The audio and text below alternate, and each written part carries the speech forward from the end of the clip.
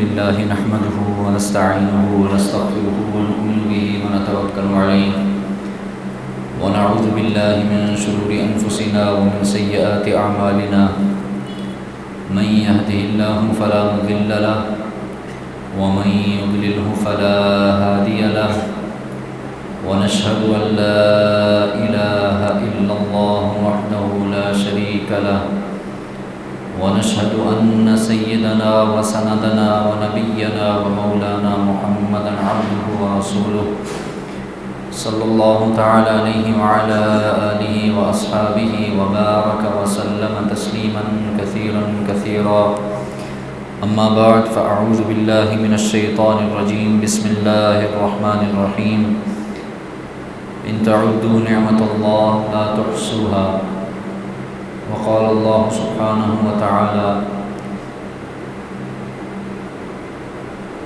مثل الذين ينفقون أموالهم في سبيل الله كمثل حبة أنبتت 7 سنابل في كل سنبلة 100 حبة والله يضاعف لمن يشاء وقال النبي صلى الله تعالى عليه وسلم الصدقة رد البلاء وقال النبي صلى الله تعالى عليه وسلم الكيس من دان نفسه وعمل لما بعد الموت والعاجز من أتبع نفسه هواها وتمنى على الله أو كما قال صلى الله تعالى عليه وسلم اللهم صل على سيدنا مولانا محمد وعلى آل سيدنا مولانا محمد وبارك وسلم وصل عليه۔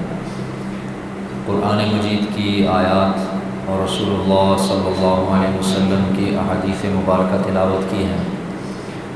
اللہ تعالیٰ سے دعا ہے اللہ تعالیٰ صحیح معنوں میں بات کرنے، سننے، سمجھنے، سمجھانے ہم سب کو اس پر اخلاص کے ساتھ عمل کی توفیق نصیب فرمائے۔ اللہ تعالیٰ نے ہم لوگوں پر اپنی بے شمار نعمتیں فرمائی ہیں، اور یہ کوئی بھی شخص اس وقت اس دنیا میں یہ اٹھ کر نہیں کہہ سکتا کہ نہیں بھئی میرے اوپر اللہ کی کوئی نعمت نہیں ہے۔ اپنے منہ سے یہ زبان سے یہ الفاظ نہیں کہہ سکتا کہ بھئی میرے اوپر اللہ تعالیٰ نے کیا نعمت کی ہے، نعوذ باللہ، یا میں نے اللہ تعالیٰ سے بہت مانگتا ہوں جی، اللہ تعالیٰ سے دعائیں کر کر کے تھک گیا ہوں، اللہ نے میرے اوپر کوئی نعمت نہیں کی۔ جس شخص کے دل میں یا جب کبھی زندگی میں کسی موقع پر یہ خیال آ جائے یا یہ الفاظ زبان سے نکلیں کہ بھائی میرے اوپر اللہ کی کیا نعمت ہے، تو اس شخص کو چاہیے، یعنی وہ یہ اس کو یہ یعنی خیال آ رہا ہے کہ بھائی میں اللہ سے بہت مانگتا ہوں، ہر چیز مانگتا ہوں، لیکن ملتا مجھے کچھ بھی نہیں۔ تو جب یہ زبان سے یہ الفاظ اس کے نکلیں، یہ خیال ہے، اسے چاہیے کہ اب اللہ کی ان نعمتوں کو شمار کرے جو نعمتیں اللہ تعالیٰ نے مجھے اور آپ اور اس شخص کو بغیر مانگے عطا فرمائی ہیں۔ یہ بات بہت گہری سمجھ لیں، بہت یعنی سمجھنے والی بات ہے۔ دیکھیں کچھ چیزیں ایسی ہیں جو ہم مانگتے ہیں اللہ سے، کچھ چیزیں ایسی ہیں جو اللہ تعالیٰ نے، کچھ نعمتیں ایسی ہیں جو بن مانگے اللہ نے عطا فرمائی۔ یہ سورج ہم نے اللہ سے نہیں مانگا، یہ چاند ہم نے اللہ سے نہیں مانگا، یہ ہوا آکسیجن کا نظام اللہ سے ہم نے نہیں مانگا۔ یہ چھوڑو، اب اس جسم میں جتنی بھی ہماری آنکھ کا صحیح دیکھنا، کانوں کا صحیح سننا، منہ کا صحیح بولنا، یہ میں نے اور آپ نے اللہ سے کہیں پر نہیں مانگا ہے۔ کوئی یہ نہیں کہہ سکتا کہ بھئی میں نے اللہ سے آنکھیں مانگی تھی اللہ نے مجھے دی ہیں، یا میں نے کان مانگے تھے اللہ نے مجھے دیے ہیں، یا بولنے کی صلاحیت مانگی تھی اللہ نے مجھے دی ہے۔ یہ بن مانگے اللہ نے دی ہیں، ایسی بے شمار نعمتیں۔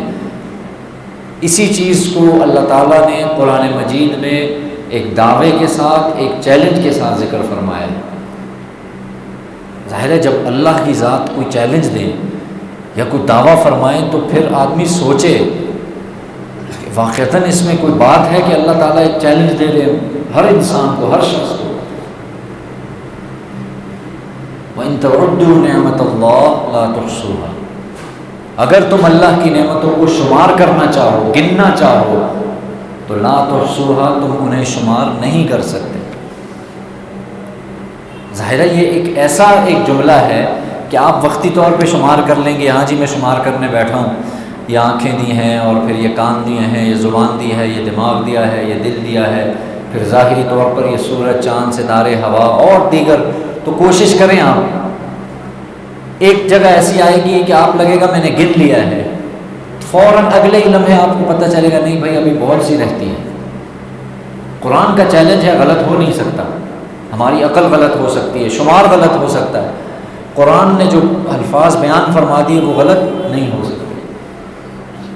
تو یہ چیلنج اللہ نے باقاعدہ دیا ہے ہم میں سے ہر ایک شخص کو، کہ جب تمہیں یہ خیال آئے کہ میں اللہ سے مانگتا رہا، اللہ نے مجھے کچھ نہیں دیا، میرے اوپر کیا نعمت ہے۔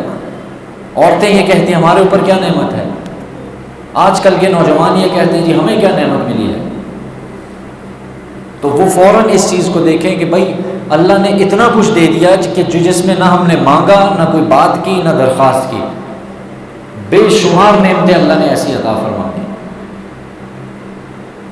اسی کے بارے میں اللہ نے کہا ہے لا تحصوها، سورج کب مانگا تھا تم نے، ہم نے دیا تمہیں، چاند کب مانگا تھا، ہوا، سانس کا نظام کب مانگا تم نے، یہ آنکھ، یہ کان، یہ دل و دماغ، یہ کب مانگے تھے ہم نے، اللہ نے عطا فرمائی۔ سب سے پہلی اور بنیادی چیز تو یہ ہے کہ آدمی اپنی زبان سے یہ الفاظ بالکل نہ نکالے کہ اللہ نے مجھے کیا دیا۔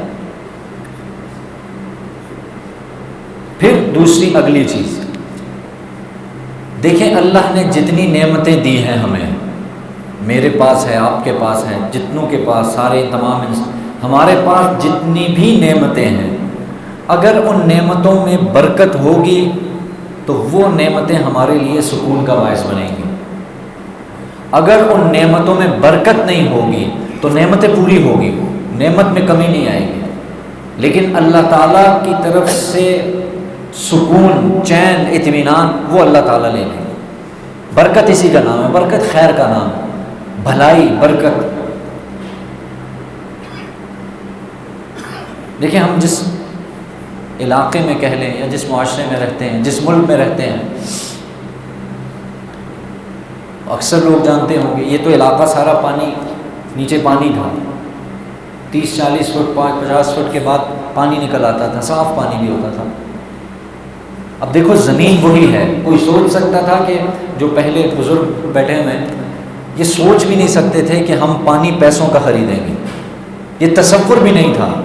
ہمیں بھی یاد ہے تھوڑا بہت کہ یہ تصور بالکل نہیں تھا کہ بھائی پیسے دے کر ہم پانی خریدیں گے، کیونکہ جس زمین پر ہم چلتے ہیں اللہ نے اس کے نیچے پانی کے خزانے دفنائے ہوئے، لیکن آج ہزاروں روپیہ لوگ خرچ کرتے ہیں پانی خرید کر پیتے۔ کیا نعمت میں کمی آئی؟ نعمت میں کمی نہیں آئی، نعمت بے عینی ہی وہ ہے، اسی زمین کے نیچے اللہ نے پانی رکھا، بے عینی ہی وہی نعمت ہے، لیکن اللہ نے اس نعمت میں سے برکت چھین لی۔ اب چلو الحمدللہ اس علاقے میں تو چھوڑیں، آپ یہ قریب مانسرا کا علاقہ ہے اور وہاں لوگ پانی کے لیے ترس رہے، ٹینکر منگوائے۔ میں نے کہا نا پیسے دے کر پانی منگوانا یہ تصور میں نہیں تھا کبھی بھی۔ اسلام آباد کے بہت سے علاقے ہیں، کراچی میں چلے جائیں، حالانکہ کیسا معاملہ ہے، لیکن تصور میں نہیں تھا، لیکن آج لوگ ہزاروں روپیہ لگاتے ہیں ہاتھ منہ دھونے کے لیے اور پینے کے لیے، صاف پانی کے لیے۔ کیا اللہ کی زمین میں پانی کم ہو گیا؟ اللہ نے برکت چھین لی۔ یہ ہے برکت، یہ ہے خیر، نعمت پوری ہے، یہی زمین ہے، اسی میں پانی ہے، لیکن اب وہی پانی اللہ تعالیٰ نے مزید بھائی اب چونکہ برکت چھین لوں گا، پہلے 30-40 فٹ میں سب کی ضرورت پوری ہو جاتی، اب 200-250 300 400 فٹ تک لوگ جاتے ہیں۔ ٹھیک ہے، اس کے پیچھے سائنسی اعتبار سے اور ہماری کچھ اپنے کوتاہیوں کے اعتبار سے وہ ایک الگ بحث ہے۔ اس وقت میں یہ بتا رہا ہوں کہ اللہ تعالیٰ کی نعمتیں بے عین ہی پوری ہیں، لیکن اللہ تعالیٰ نے ان میں سے برکت اٹھا لی۔ یہی ہمارا ملک ہے الحمدللہ تھا کہ گندم کی پیداوار جتنی یہاں پر ہوتی تھی، آپ اٹھا کے پرانی جو کتابیں ان کو پڑھیں، سنیں، سمجھیں، دیکھیں، اور سب لوگ جانتے ہیں کہ بیرون ممالک میں ہم لوگ بھیجا کرتے تھے، ایکسپورٹ ہوتی تھی اتنی گندم۔ اب وہی ملک ہے کہ اچھے اچھے لوگ ہم نے دیکھے ہیں جو بیچارے وہ آٹے کے تھیلے کے پیچھے بھاگ رہے ہیں، ٹرکوں کے پیچھے بھاگ رہے ہیں۔ بات سمجھا رہا ہوں برکت کی، اللہ تعالیٰ نے برکت چھین لی۔ کپاس کے بارے میں کیا کہا جاتا ہے؟ پاکستان کی چاندی، لیکن وہی کپاس، وہی زمین، سب کچھ وہی ہے، اللہ نے برکت چھین لی۔ کیسے کیسے ذخائر اللہ تعالیٰ نے عطا فرمائے ہیں، سب کچھ موجود، اللہ نے برکت چھین لی۔ میں یہ سمجھا رہا ہوں، اب جو اصل موضوع ہے، کیا انسان کی زندگی میں وہ اسباب آتے ہیں جن اسباب کی وجہ سے اللہ تعالیٰ کسی بھی چیز میں، اس وقت دیکھیں ہمارے پاس ہر شخص کے پاس ایک نعمت ایسی ہے، بہت سی ہیں لیکن ہر شخص کے پاس ایسی ایک نعمت ہے جو ہر شخص کے پاس ہے، آپ کے پاس، میرے، ہم میں سے ہر ایک کے پاس، وہ وقت کی نعمت ہے، ٹائم جسے کہتے ہیں۔ لیکن آج ہر شخص یہی سے دیکھتا ہے، بولتا ہے میرے وقت میں برکت نہیں، بعض لوگ کہتے ہیں میری عمر میں برکت نہیں، بعض کہتے ہیں میرے مال میں برکت نہیں۔ یہ جملے آپ خود سنتے بھی ہیں، بولتے بھی ہیں، حالانکہ وہی روپیہ ہے، وہی پیسہ ہے، ٹھیک ہے تھوڑی دیر کے لیے معاشی جو بحران ہے اس کو سائڈ پہ رکھیں، اور لوگ کہتے ہوئے سنیں جی اتنا ہی سودا لگتا ہے ماہانہ لیکن اس میں برکت نہیں۔ ہوتا ہے نا ایسے، ہمارے ساتھ آج کل بہت زیادہ ہوتا ہے۔ وقت ہے جی، میرے وقت، میرے پاس ٹائم نہیں ہے، یہ ایک ایسا جملہ ہے جو ہر شخص کی زبان پہ، میرے پاس وقت نہیں ہے۔ ہر شے کی قلت، کسی بھی شے کی قلت، کمی، یہ نتیجہ ہوتا ہے اس شے میں سے برکت کا اٹھ جانا۔ برکت میں نے سمجھایا خیر کو کہتے ہیں۔ اب میں اس سب سے پہلے جو بنیادی طور پہ جو بات میں سمجھانے لگا ہوں، اور یہ موضوع آگے چلے گا، کہ ہر شخص کی زبان پہ ایک جملہ ہے کہ میرے مال میں برکت نہیں ہے، وسائل اتنے ہی ہیں اور مزید اضافہ، وسائل میں مزید اضافہ در اضافہ ہو رہا ہے، کوشش کر رہا ہوں، کوشش جاری ہے، محنت جاری ہے، لیکن اس نعمت میں برکت نہیں۔ اب ہمیں اس چیز کو دیکھنا پڑے گا رسول اللہ صلی اللہ علیہ وسلم کی تعلیمات کی طرف۔ آپ صلی اللہ علیہ وسلم نے بس برکت کے اسباب اختیار بھی کیے اور بتائے ہیں ساری امت کو، یہ چیزیں ہیں، ان سے تمہاری اس شے میں برکت باقی رہے گی۔ سب سے پہلے اگر آئے تو کمائی کی طرف، ظاہر ہے یہ انسان کا سب سے بڑا مسئلہ، ہمارے جو ہاتھ میں آنے والا پیسہ ہے، روپیہ ہے، آیا اس میں سے برکت نہ ہونے کے کیا اسباب ہیں، اور دوبارہ اس میں برکت کیسے آئے گی، یہ چند باتیں انشاءاللہ آج عرض کروں گا۔ اللہ کی ذات ہے نا، دیکھیں وہی اسباب کے بعد بھی بعض لوگوں کے مال میں اتنی ہی برکت ہے، بلکہ اس سے زیادہ ہے، اور بعض کے اسباب زیادہ ہیں لیکن اس میں برکت نہ ہونے کی وجہ سے ان کے لیے پریشانی ہے۔ سب سے بنیادی وجہ کسی بھی مال پیسے میں جو بے برکتی آتی ہے، جو راشن پانی کھانے پینے خیر کے لفظ میں بے برکتی آتی ہے، وہ حرام کی وجہ سے آتی ہے۔ کسی بھی حلال مال میں جیسے حرام شامل ہو جائے گا تو وہ حلال کو بھی خراب کر دے گا۔ اب ہم میں سے ہر ایک شخص کو سب سے پہلے یہ دیکھنا ہے کہ بھئی اللہ تعالیٰ نے مال کے بارے میں اور اللہ کے رسول صلی اللہ علیہ وسلم نے مال کے بارے میں ہمیں کیا تعلیمات دی ہیں۔ یمحق اللہ الربا ویربی الصدقات، یہ قرآن کا فتویٰ بھی سمجھ لیں، فیصلہ تا قیامت یہ فیصلہ سمجھ لیں۔ سود کے ذریعے سے مال ہمیشہ گھٹے گا۔ یہ آنکھ دیکھنے میں کیا کہہ رہی ہے کہ یہ مال بڑھ رہا ہے، کان سننے میں سن رہے ہیں کہ یہ مال بڑھ رہا ہے، نظر آ رہا ہے، ہاتھ گن رہے ہیں اور گنتی میں آ رہا ہے یہ مال بڑھ رہا ہے۔ دیکھو جتنے بھی ہمارے حواس ہیں نا، عقل یہ تصور کر رہی ہے کہ واقعی یہ مال بڑھ چکا ہے، لیکن قرآن اس کے بارے میں بالکل برعکس فیصلہ فرما رہا ہے۔ قرآن کہہ رہا ہے یمحق اللہ الربا، سود سے مال گھٹتا ہے۔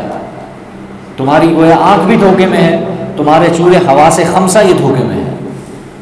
تم جن ہاتھوں سے گن رہے ہو اگرچہ زیادہ، اللہ جب فرما رہے ہیں کیوں؟ اب دیکھیں یہاں برکت کو سمجھیں، کیوں اللہ تعالیٰ نے فرمایا، کیسے ہمیں پتہ چلا کہ بھئی ٹھیک ہے 1,00,000 روپے کے ساتھ 10,000 کا اضافہ اور 10,000 سود ہے، آنکھ بھی کہہ رہی ہے، ہاتھ بھی گن رہے ہیں اور کانوں نے بھی سن لیا کہ 10,000 روپیہ اضافہ ہے، لیکن اللہ تعالیٰ نے اس میں سے وہ خیر چھین لی۔ اب یہ صرف 10,000 میں سے نہیں، پورے 1,10,000، 1,00,000 آپ کا حلال کا تھا، اللہ نے اس میں سے بھی خیر چھین لی۔ اب جہاں معاملات 1,00,000 سے حل ہونے تھے وہاں ہو سکتا ہے آپ کے 2,00,000 لگ جائیں۔ یہ اللہ تعالیٰ یہ چیزیں کھینچ لیتے ہیں۔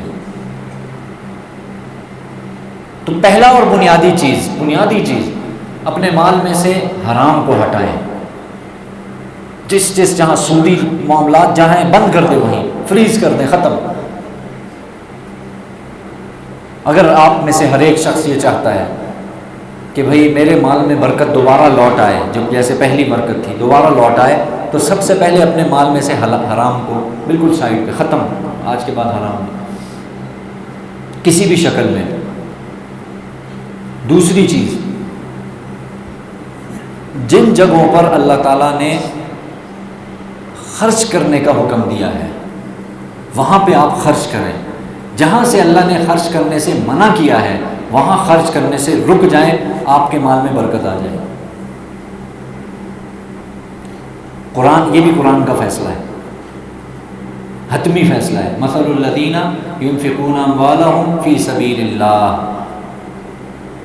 اب اللہ ایک مثال ایسی دے رہے ہیں نا کہ جو دنیا کا سب سے جاہل ترین آدمی بھی ہوگا نا اس کو بھی یہ مثال سمجھ میں آ جائے گی۔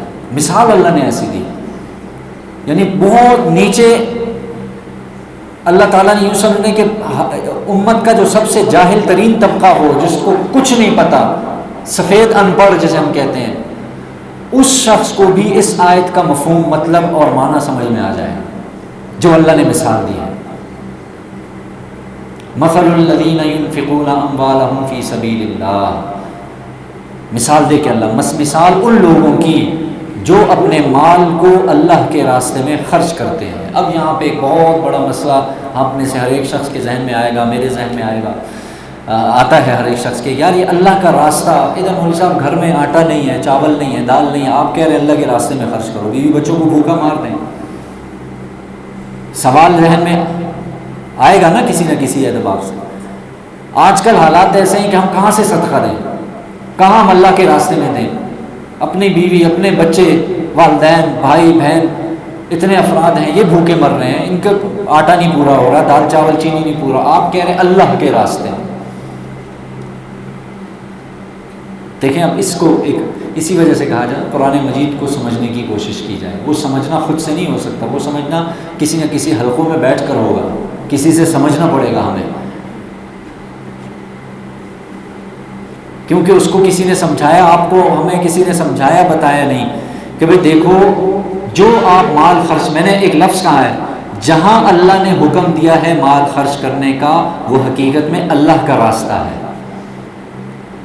جو آپ اپنے بیوی بچوں پہ خرچ کر رہے ہیں حقیقت میں وہی صدقہ ہے، وہ بھی اللہ کا راستہ ہے۔ کہاں بیٹھے ہیں ہم لوگ؟ جو آپ مال اپنے والدین پہ خرچ کر رہے ہیں وہ حقیقت میں کیا ہے؟ وہ بھی اللہ کا راستہ ہے۔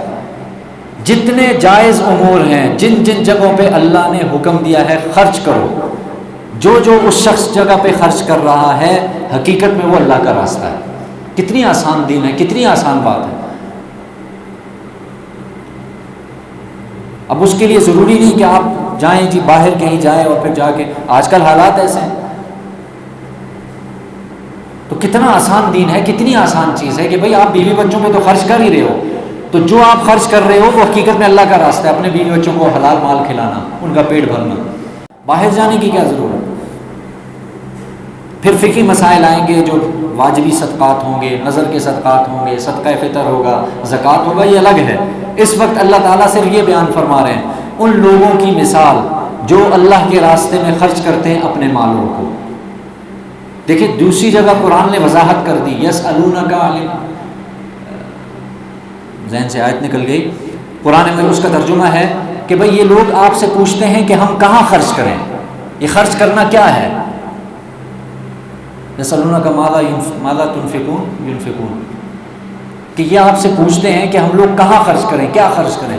قل، قرآن کہہ رہا ہے اے نبی آپ ان سے کہہ دیں ما انفقتم، جو بھی تم خرچ کرو گے، من خیر، خیر میں سے. علماء نے اس کا ترجمہ کیا ہے مال کے ساتھ، اور بہت سے مفسرین نے اس کا ترجمہ کیا جو بھی تم خرچ کرو گے وہ چاہے مال میں سے ہو چاہے مال کے علاوہ ہو. اس میں کیا شامل ہے؟ اس میں کپڑا بھی شامل ہے، اس میں دوا دارو بھی شامل ہے، اس میں جناب والا وقت بھی لکھا ہے. علماء کرام فرماتے ہیں جو کسی کو اپنا وقت دے دے گا، پوچھتے ہیں نا کیا خرچ کریں اللہ کے راستے میں، کہاں خرچ کریں، آپ بتا دیجئے. خیر میں سے یہ جو بھی خرچ کریں گے، اور خیر میں نے کہا مال بھی شامل ہے، کوئی کپڑا، کوئی جوتا، کوئی، یہاں تک کہ کیا آتا ہے حدیث میں کہ بھئی اگر تم کسی کو ہنس کے دو بول تم نے بول دیے یہ بھی صدقے میں شمار ہو جائے گا. کیا مشکل ہے اس میں؟ آج کل کو تو زیادہ ضروری ہے. قل ما انفقتم من خیر، جو بھی تم خیر میں سے خرچ کرو گے، سب سے فللوالدین، پہلا حق بتا دیا والدین کے لیے. یعنی کس کس پہ خرچ کر سکتے ہو نا، کہاں کہاں؟ والدین پہ خرچ کر سکتے ہیں. کوئی کپڑا، کوئی جوتا، کوئی وقت، کوئی کچھ بھی دے دیا آپ نے. قرآن یہ کہہ رہا ہے کہ یہ کیا ہو، یہ بھی اللہ کا راستہ ہے. والیتامى والمساکین وابن السبیل، یہ سارے اللہ تعالیٰ نے ذکر فرمائے. والدین کے لیے، قریبی رشتہ داروں کے لیے، یتیموں کے لیے، جو اللہ کے وابن السبیل، جو مسافر ہیں ان پر خرچ کر دیا. یہ سب کا سب اللہ کے راستے میں شمار ہوگا. یعنی گناہ کے کام سے بچنا ہے. جہاں گناہ کا کام ہے، گناہ کا معاملہ ہے، غیر شرعی معاملہ ہے، وہاں سے آپ نے بچا دیا اپنے آپ کو. اور جہاں اللہ نے حکم دیا ہے خرچ کرنے کا وہاں خرچ کر دیا. آپ نے جو برکت کے اسباب اللہ کے رسول صلی اللہ علیہ وسلم نے بتلائے، اللہ تعالیٰ نے قرآن مجید میں سمجھائے، آپ نے ان اسباب کو لے لیا. اب آپ کے مال میں برکت آ گئی. یہ قرآن مجید کا فیصلہ ہے، اس کو اللہ تعالیٰ نے ذکر فرما دیا. اب میں اوپر وہ آیت سمجھا رہا تھا، مثل الذین ينفقون اموالهم فی سبیل اللہ کمثل حبۃ انبتت سبع سنابل فی کل سنبلۃ مئۃ حبۃ. جو کوئی بھی، دیکھیں حلال مال پہلے شرط ہے اس کے لیے، جو کوئی بھی اپنے اس مال میں سے، اپنے مالوں میں سے اللہ کے راستے میں خرچ کرے گا، اس کی مثال ایسے ہے جیسے ایک گندم کا دانہ. اس کو جب اس کو لگایا جاتا ہے زمین میں، پھر اس سے ایک کونپل نکلتی ہے. اس کونپل میں بالیاں ہوتی ہیں، ٹھیک ہے، ہر بالی میں 100 دانے ہوتے ہیں، 7 بالیاں نکلتی ہیں. یعنی 7 میں کتنے دانے ہو گئے؟ 700 ہو گئے. اب اللہ فرما رہے ہیں تم جو اللہ کے راستے میں خرچ کر رہے ہو اس کی مثال ایسے ہے جیسے جو ذات ایک دانے میں سے 700 دانے بنا سکتی ہے، وہ ذات تمہارے 1 روپے کو 700 کے برابر کر سکتا ہے. تم نے 1 روپیہ خرچ کیا، اللہ اور واللہ یضاعف لمن یشاء، اور اس سے بھی اوپر اللہ جس کا چاہے بڑھا دے گا. وہ اللہ ہے، وہ شماریات اللہ تعالیٰ کے ہاں نہیں ہے. یہ تو سمجھانے کے لیے اللہ مثال ایسی دی ہر جاہل آدمی بھی سمجھ جائے، جس کا کوئی دنیاوی اردو پڑھنی لکھنی بھی نہیں آتی، اس کو بھی اپنی زبان میں سمجھاؤ وہ سمجھ جائے. اللہ نے یہ وعدہ، یہ فیصلہ فرما دیا مثال دے کے، جو تم میں سے خرچ کرے گا 700 کے برابر دوں گا. اور شرط کیا لگا دی؟ اللہ کا راستہ. اللہ کا راستہ کیا ہے؟ جو بھی جہاں جہاں اللہ نے حکم دیا خرچ کرنے کا، والدین ہیں، بیوی بچے ہیں، قریبی رشتہ دار خصوصاً اگر مستحق ہوں، نہیں بھی ہیں تب بھی ان کو دیں گے، تب بھی یہ صدقے کا ثواب. اور پھر اس پر اللہ تعالیٰ کی طرف سے یہ مدد. یہ تو دیکھیں آنکھوں سے خود دیکھتا ہے آدمی نا کہ 700 ایک بیج میں سے کونپل نکلی، بالیاں نکلی، ہر بالی میں 100 دانہ، ٹوٹل 700. یہ جیسے تم اپنی آنکھوں سے دیکھتے ہو، گویا مفسرین فرماتے ہیں اللہ تعالیٰ یہ فرما رہے ہیں جو تم اللہ کے راستے میں خرچ کرو گے اپنی آنکھوں سے ان کو بڑھتا ہوا دیکھو گے. تو ہم نے کتنے لوگوں کو سنا ہے وہ کہتے ہیں جی خرچ کہیں اور کرتے ہیں، آتا کہیں اور سے ہے. یہ وہ لوگ ہوتے ہیں. خرچ بعض دفعہ کوئی ایسی جگہ نہیں تھی جہاں خرچ کیا، کوئی مسجد مدرسہ کوئی ایسا معاملہ نہیں تھا، خرچ کہیں اور کیا، لیکن ہوا کیا؟ دیا اللہ نے کہیں اور سے. اور اس سے کئی گنا زیادہ دیا۔ تو اس آج کے جو معاملہ جو بیان ہے اس میں یہی سمجھا رہا ہوں۔ انشاءاللہ آگے جو ترتیب آئے گی، پھر آگے عمر میں برکت ہے، دیگر اولاد میں برکت، سارے معاملات ہیں، ہر شخص برکت کا محتاج ہے۔ میں نے عرض کیا اگر کسی چیز میں سے اللہ برکت اٹھا لیں، چیزیں اتنی ہوں گی لیکن اس میں سکون نہیں ہوگا، راتوں کی نیند حرام ہو جائے گی، پریشانی، ڈپریشن، ٹینشن۔ اور پھر ابتدائی جملہ پھر سے عرض کر دوں کہ دیکھیں بھائی، اللہ نے جتنی بے شمار نعمتیں ہمیں عطا فرمائی ہیں، اگر آپ میں سے کسی کو یہ لگتا ہے کہ بھائی میں تو اللہ سے مانگتا بھی ہوں، میرے اوپر بظاہر کوئی نعمت نہیں ہے، تو اس کو چاہیے کہ اللہ کی ان نعمتوں کو شمار کرے جو اللہ تعالیٰ نے مجھے اور آپ کو بن مانگے عطا فرمائی ہیں، اور یہ شمار کرے، آنکھیں بند کر کے سوچے، نہ میں نے آنکھ مانگی اللہ سے، نہ زبان مانگی تھی، نہ کان مانگے تھے، اگرچہ ان سے اللہ کی نافرمانیاں ہو رہی ہیں، اللہ کے حکم پورے نہیں ہو رہے، لیکن میں نے نہیں مانگی تھی۔ پوچھے نا آدمی اس شخص سے جس کی آنکھیں نہیں، وہ آپ کو بتائے گا کہ بھائی ساری دنیا کی نعمتیں ایک طرف، یا آنکھ کی نعمت ایک طرف، زبان اور کان نہیں ہے، ساری دنیا کی نعمتیں ایک طرف کر دو، یہ ایک اللہ مجھے عطا فرما دے، اس سے بڑی بات کیا ہوگی؟ ہاتھ پکڑ سکتے ہیں، یہ نعمت ہے اللہ تعالیٰ کی طرف سے، سب نعمتیں ایک طرف، اور یہ ہاتھ کی نعمت پکڑنے کی جو صلاحیت ہے ایک طرف، دماغ سوچ رہا ہے صحیح ٹھیک ٹھاک ہے، ساری نعمتیں ایک طرف کر دو، اللہ تعالیٰ نے دماغ کی نعمت عطا فرمائی۔ تو اس لیے سب سے پہلے تو بنیادی طور پر اس بات کو سمجھیں۔ پھر میں نے عرض کر دیا کہ الصدقۃ رد البلاء، یہ صدقہ جو ہے نا یہ کیا کرتا ہے، یہ بلاؤں کو دور کرتا ہے، یہ بلاؤں کو دور کرتا ہے۔ تو پہلی بنیادی چیز، حرام آمدنی سے اپنے آپ کو بچائیں، حرام نکالو۔ دوسری چیز، اللہ کے بتائے ہوئے طریقے پر خرچ کرو۔ تیسری چیز یہ ہے کہ جو نبی علیہ السلام نے کچھ چیزیں مسنون، بسم اللہ کا اہتمام، یہ بہت اہم چیز ہے۔ ایک آپ علیہ السلام ترمذی شریف کی روایت، دسترخوان پہ بیٹھے ہیں، صحابہ کے ساتھ کھا رہے ہیں، کیا برکت ہوگی، اچانک وہاں سے ایک بدو آئے، تشریف لائے، اور آ کے آپ علیہ السلام کے ساتھ کھانا شروع کر دیا، فوراً کھانا ختم ہو گیا۔ صحابہ نے سوال کیا، اللہ کے رسول شروع میں بڑی برکت تھی، ایک دم سے کھانا ختم ہو گیا۔ آپ صلی اللہ علیہ وسلم نے فرمایا ہم نے بسم اللہ پڑھ کے شروع کیا تھا، اللہ نے برکت رکھی۔ جیسے ہی وہ آیا اس نے بسم اللہ کے بغیر شروع کر دیا، سب کی برکت ختم ہو گئی۔ چھوٹا سا کتنا بڑا عمل ہے، کتنا ایک صحابی آیا، اللہ کے رسول گھر میں بہت بے برکتی ہے۔ آپ صلی اللہ علیہ وسلم نے پوچھا مجھے یہ لگتا ہے، آپ نے فرمایا مجھے یہ لگتا ہے تم الگ الگ کھانا کھاتے ہو۔ کہا جی ہاں اللہ کے، آپ نے فرمایا اکٹھے ہو کر کھانا کھاؤ، اللہ نے اس میں برکت رکھی ہے۔ کیسے معمولات آپ صلی اللہ علیہ وسلم نے۔ بہرحال انشاءاللہ یہ آگے چلا تو اس کو آگے ذکر کریں گے۔ اللہ تعالیٰ سے دعا ہے اللہ تعالیٰ ہمارے جو بھی حلال کمائی اللہ تعالیٰ اس میں برکت نصیب فرمائے۔ اچھا جی، پہلا سوال یہ ہے کہ عورتوں کا جو قبرستان جانا ہے آج کل، دیکھیں ابتدائی دور میں اللہ کے رسول صلی اللہ علیہ وسلم نے منع فرمایا تھا عورتیں قبرستان، کیونکہ ظاہر نئے نئے ایمان میں داخل ہو رہے تھے، بت پرستی عام تھی، اور جو ہے نا اس سے یہ اندیشہ تھا۔ پھر عورتوں میں مزید یہ ہوتا ہے عقائد میں تھوڑی کمزور تھیں، تو پھر نوحہ کرنا، پیٹنا پٹانا، اس قسم کی بہت سی چیزیں، پھر جو ہے نا پردے کا اہتمام نہیں تھا، تو آپ علیہ السلام نے بالکل عورتوں کے لیے منع کر دیا، عورتیں قبرستان میں نہیں جائیں۔ پھر بعد میں جب عقیدے مضبوط ہو گئے، پکے ہو گئے، پردے کا اہتمام شروع ہو گیا، نامحرم سے بچنا ظاہر ہے اور نظر ہی نہیں آتی تھی، اور تو اس وقت پھر نبی صلی اللہ علیہ وسلم نے اجازت دے دی کہ بھائی اب عورتیں بھی قبرستان میں جا کر زیارت کر سکتی ہیں۔ آج بھی یہ سمجھ لیں یہی معاملہ ہے، اگر بغیر پردے کے اور کوئی اہتمام نہیں ہے اور وہاں جا کے کوئی غیر شرعی کام ہے، نوحہ یا اونچی اونچی آواز سے رونے پیٹنے کا معمول یا ایسے، پھر تو جائز نہیں ہے۔ صرف زیارت کی نیت سے ایک عبرت کے طور پر کوئی والد والدہ کی قبر ہے اور اس کی زیارت ہو جائے اور دل کو تھوڑی تسلی دینے کی غرض سے، تو پھر جائز ہے، کوئی ایسا حرج نہیں۔ لیکن میں نے کہا شرعی حدود میں رہتے ہوئے، پردے کا اہتمام کرتے ہوئے، غیر محرم سے بچتے ہوئے، اور باقی دیگر جو غیر شرعی امور ہیں ان سے بچتے ہوئے اگر کوئی جائے تو اجازت ہے، وہ جا سکتی ہیں۔ اچھا جی، بہت سے لوگ یہ کہتے ہیں بیٹھے بیٹھے جو پاؤں ہلانا ہے،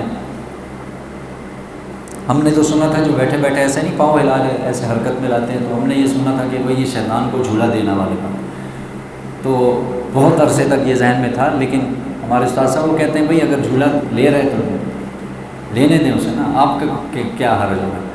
لیکن ایسی غیر شرعی نہیں ہے، یعنی یہ نہیں کہیں گے کہ یہ ناجائز کام ہے. البتہ محفل کے جہاں آداب ہوتے ہیں اس کے خلاف، جو محفلوں کے آداب ہوتے ہیں اس میں اب ایک اچھی خاصی سنجیدہ محفل ہے، اس میں ایک آدمی کی ٹانگیں نہیں رک رہی تو وہ ایک یعنی ایک ادب کے خلاف ہے. غیر شرعی اس میں کوئی معاملہ نہیں ہے. بعض لوگ اس کو حلال حرام جائز ناجائز تک لے جاتے ہیں، اس کا کوئی حرج نہیں. اللہ تعالیٰ سے دعا ہے اللہ تعالیٰ سمجھنے کی عمل کی توفیق نصیب فرمائے. آگے